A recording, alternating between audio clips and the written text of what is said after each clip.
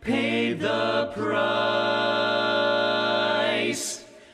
And now they're fighting for their lives on a mission fraught with dread. And if they proceed but don't succeed, well, the devil will take their heads.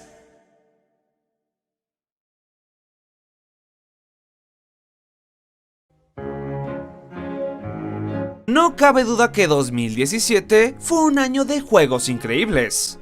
Mientras que era de esperarse que la industria de juegos AAA estrenara juegos excepcionales, nadie se esperaba un año tan prolífico de parte de la industria de juegos independientes.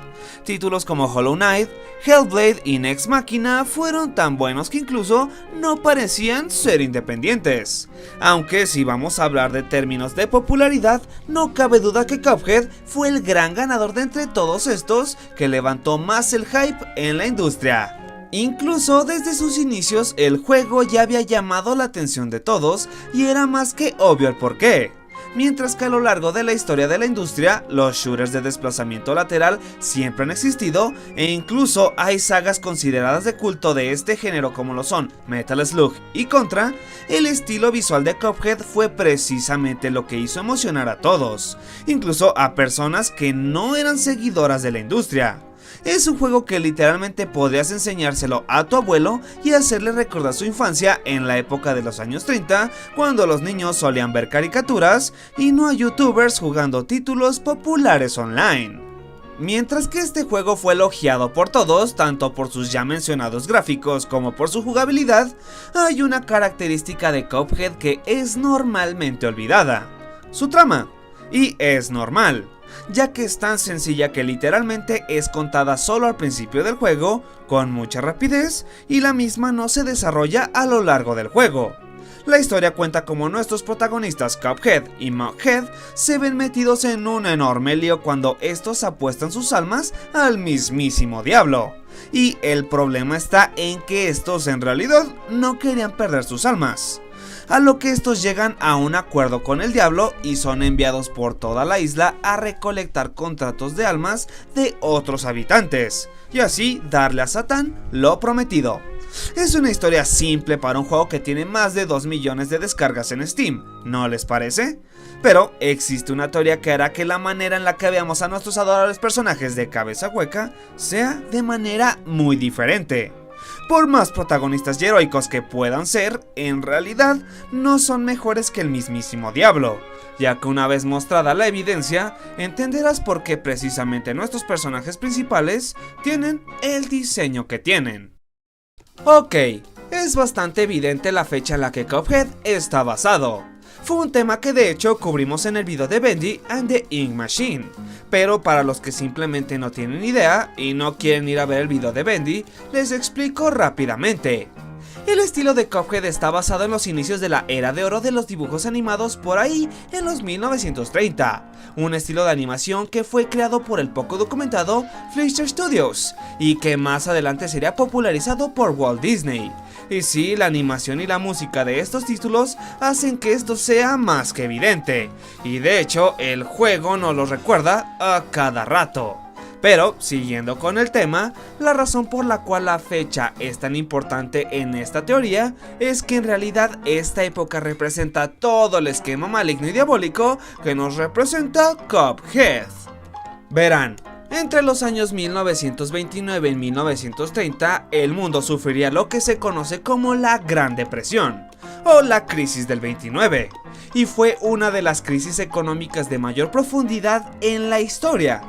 Esta se originó en los Estados Unidos a partir de la caída de la bolsa de valores, y rápidamente se extendería a casi todos los países del mundo. En América la industria de la construcción se detuvo, así como la de la agricultura, provocando una tasa del desempleo del 25% solo en este país. Lo que significa que de un margen de 51 millones de personas, 12 millones de personas estaban sin trabajo. Este acontecimiento fue tan malo que el dólar no volvería a valer lo mismo hasta 1944. Así que teníamos a los precios subiendo sin parar, el dólar perdiendo su valor y a las personas perdiendo la poca fe que les quedaba en un gobierno que no hacía nada para frenar este desastre. Sin esperanza, las personas comenzaron a buscar medios alternativos para poder subsistir en un país en caos. El tabaco, el alcohol y los juegos de azar, cosas que ya existían anteriormente, ahora se vieron en aumento durante este periodo. Y así América y el mundo verían el surgimiento de lo que se conocería como la industria del pecado. Se preguntarán por qué se llamaba así. Bueno, se trataban de negocios que explotaban las adicciones humanas a través de ciertas prácticas dudosas. ¿Creen que es casualidad que el diablo sea propietario del casino en Cuphead? Pues para nada. Lo que conocemos hoy como la ciudad del pecado, o se hace Las Vegas, llegó a ser lo que es hoy gracias a los comienzos de la industria del pecado hace más de 8 décadas atrás. Y eventualmente la legalización de todo tipo de juegos de azar se haría en 1931. Máquinas tragamonedas, juegos de carta y craps. ¿Y dónde hemos visto todo esto antes? Exacto. Podemos notar cómo la industria del pecado está presente en todas sus formas posibles en este juego, incluso de maneras bastante suspicaces. Y no solo estoy hablando de referencias de diferentes juegos de azar. Otros ejemplos aquí son los tabacos, que en aquella época los cigarrillos, como los cigarros, eran percibidos de maneras muy diferentes a como los percibimos en la actualidad.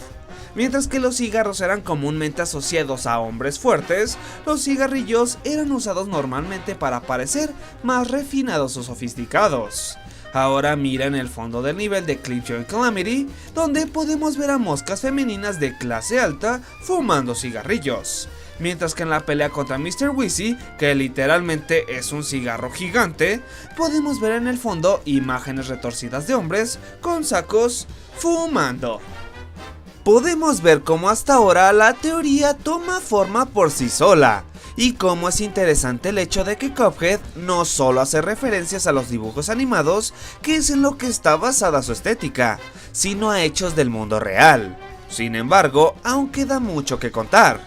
Mientras que ya hemos hablado de dos de las industrias del pecado, sin duda la más interesante del trío es la del alcohol, ya que mientras los juegos de azar y el tabaco eran legales, la industria del alcohol venía sazonada con un acontecimiento interesante ocurrido durante esa época. Y estoy hablando de la ley seca en los Estados Unidos, o como era popularmente conocida, la prohibición.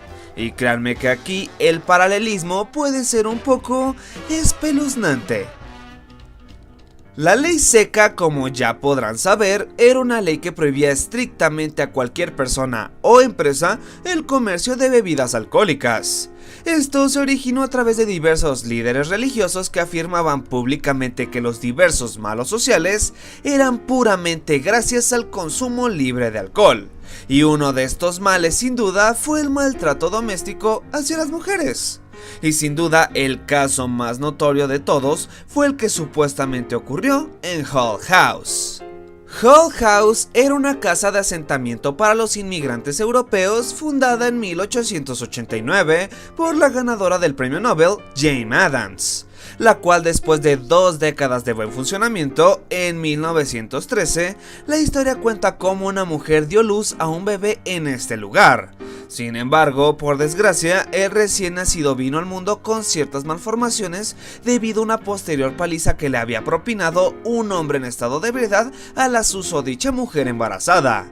Y debido a esto, rumores extraños acerca de que un bebé demonio había sido llevado a Hull House comenzaron a extenderse por todos lados. Tanto así que regularmente llegaban personas de toda la localidad ofreciendo pagar para ver a la criatura. E incluso la historia protagonizó los diarios nacionales de esa época. Mientras que la historia en la actualidad está más que confirmada como leyenda urbana, existiendo incluso versiones más descabelladas, y junto a otros acontecimientos hicieron que en 1920 la ley seca se estableciera con la intención de aumentar la productividad de los americanos y reducir el crimen en el país. Pero ninguna de estas cosas sucederían realmente. Irónicamente, la violencia y las fechorías en el país se vieron en aumentos después de que la prohibición se asentara como una ley, ya que el tráfico clandestino de alcohol resultó ser un gran negocio para el crimen organizado.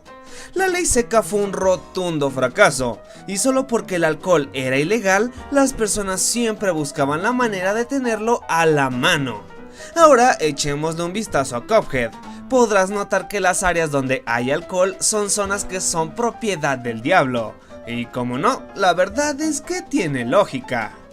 En Cuphead, como ya mencionamos, estamos en el año 1930, época donde la ley seca todavía estaba vigente, y siendo Satán la representación general del mal, es obvio que este personaje es el que intentase romper las leyes anticonsumo. Pero sería algo realmente descabellado pensar que nuestros protagonistas también lo estén haciendo, o que de alguna manera sus diseños subliminalmente representen el crimen organizado, que era el tráfico de bebidas alcohólicas. Pero pues la verdad es que es exactamente lo que estos personajes representan. Les explico. Cuphead, Mudhead y Elder Cradle son lo que se conoce como Moonshiners, o en términos más simples, destiladores ilegales de alcohol. Mientras que la destilación de licor existe desde tiempos inmemorables, es más que obvio que esta práctica se acentuó más durante la prohibición de los años 20 y 30. Durante la ley seca, la destilación de alcohol era considerada una práctica arriesgada, y no solo porque obviamente era ilegal debido a que el licor pues era ilegal, sino también obviamente porque era peligroso elaborar licor de esta manera, debido a que en muchos casos el licor terminaba contaminándose con sustancias tóxicas que hicieron que muchas personas murieran durante esa época. Sin embargo, otros Moonshiners lograron tener éxito en la elaboración de licor, o al menos lo suficiente para evitar colocar una etiqueta de "puede causar muerte" en los recipientes. Pero, en fin, los Moonshiners siempre trabajaban en los profundos bosques de América para evitar ser descubiertos y cerca de una fuente de agua. La destilación de licor podía hacerse con cualquier cosa, pero lo más básico que los Moonshiners usaban era una sartén, una manguera de goma y una tetera. Y una vez que tenían el producto, el licor iba colocado en jarras marcadas con ciertas cantidades de X que indicaban cuántas veces había sido destilado ese producto. Y una vez hecho esto, eran entregadas en secreto a varios negocios que eventualmente servían el licor en teteras y tazas de té para evitar cualquier tipo de sospecha. Ahora, ¿dónde hemos visto teteras y tazas de té antes?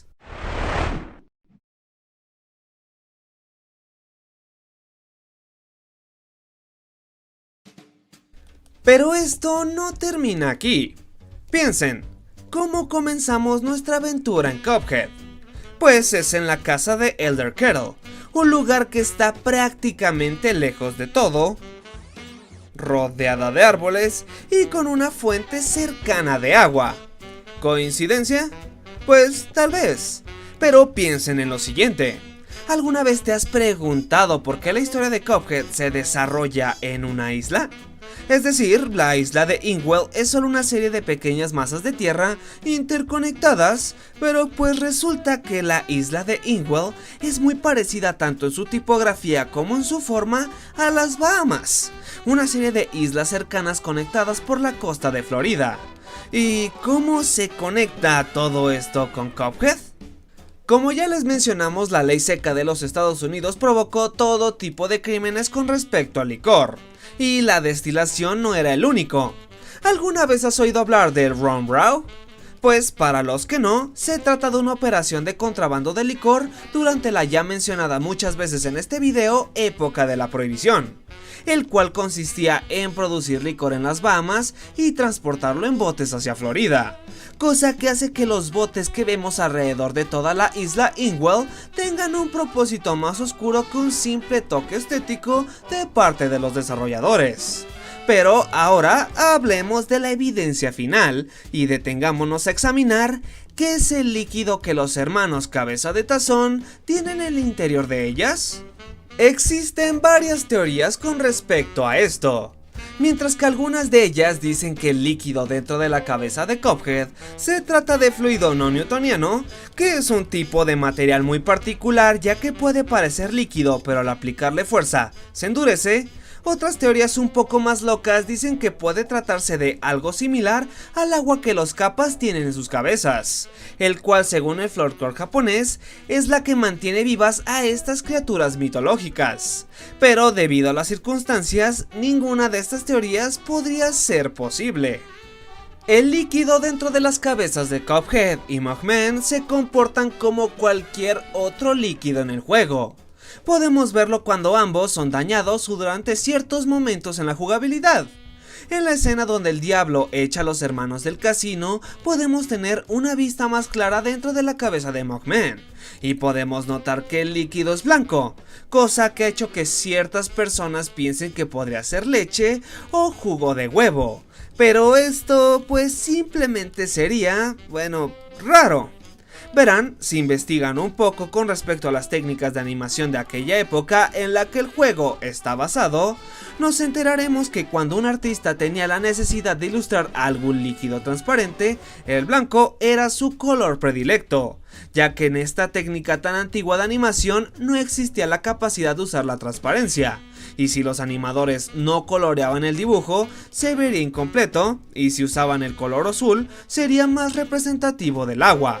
En resumen, el líquido dentro de la cabeza de Cuphead podría ser leche, pero también podría ser fácilmente cualquier tipo de alcohol claro. Pero consideren lo siguiente, por favor. Antes de una pelea contra cualquier jefe, podemos ver cómo el tímido Mugman toma un sorbo de su propia cabeza para así entonarse para pelear. Tomar un sorbo de leche antes de pelear no es algo muy común que digamos, pero es un estereotipo bastante típico que un hombre tome un trago fuerte de licor antes de pelear. Pero si quieren una evidencia un poco más contundente que no solo sean suposiciones, tenemos que ir más al pasado. Pero no otra vez al siglo XX, sino hasta el 2015, en uno de los primeros trailers de Cuphead. Aquí podemos ver cómo nuestro protagonista vierte en su cabeza un líquido blanco de una jarra marcada con 3X, la marca de alcohol barato, una jarra triple destilada estrictamente ilegal en 1930. Así que ahí lo tienen. Nuestros héroes en este juego en realidad no resultan ser mejores que el mismísimo diablo.